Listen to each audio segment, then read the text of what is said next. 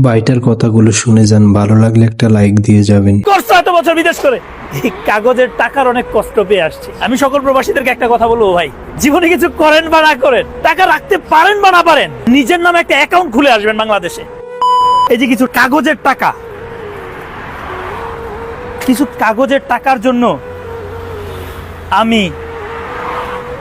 আমরা কত লক্ষ প্রবাসী নিজের দেশকে ছেড়ে অন্য আরেকটা দেশে পড়ে আছি। ট্রাস্ট মি, মাঝে মধ্যে যখন রাত হয় ওই আকাশের দিকে তাকায় শুধু চিন্তা করি, জীবনে কি পেলাম, কি অর্জন করলাম আর কি হারাইলাম।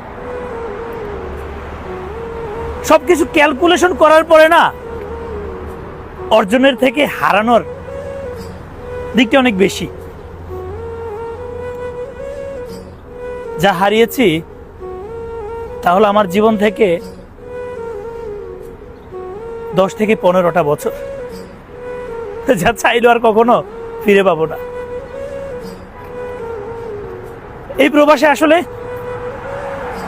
লক্ষ টাকা ইনকাম করা যায়, মনের দিকে হয়তো বা শান্তি পাওয়া যায় না। আর যখন লক্ষ টাকা ইনকাম শেষে দেশে যাব, বিশ্বাস করেন প্রত্যেকটা প্রবাসী আমার মনে হয় বুকে হাত রেখে বলতে পারবে না যে সে এই কাগজের টাকার কষ্ট না পেয়ে আসছে।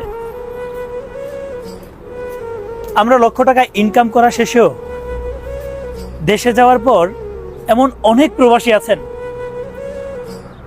এই টাকার কষ্ট পেয়ে তারপর আবার তাকে রিটার্ন ব্যাক করতে হয়। সেটার একটা রিজন আছে। সেটার কারণ হইল, আমরা অধিকাংশ প্রবাসী বলতে পারবো না যে আমাদের একটা ব্যাংকের অ্যাকাউন্ট আছে।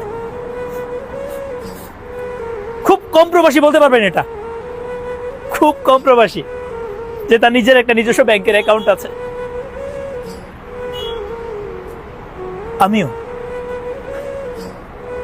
আমি এবার দেশে যাওয়ার পরে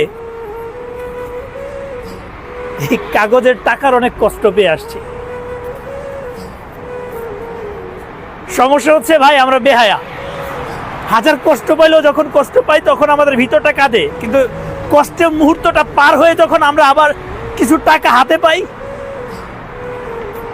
ভুলে যাই যে কষ্ট করে আসছি, কষ্ট পেয়ে আসছি।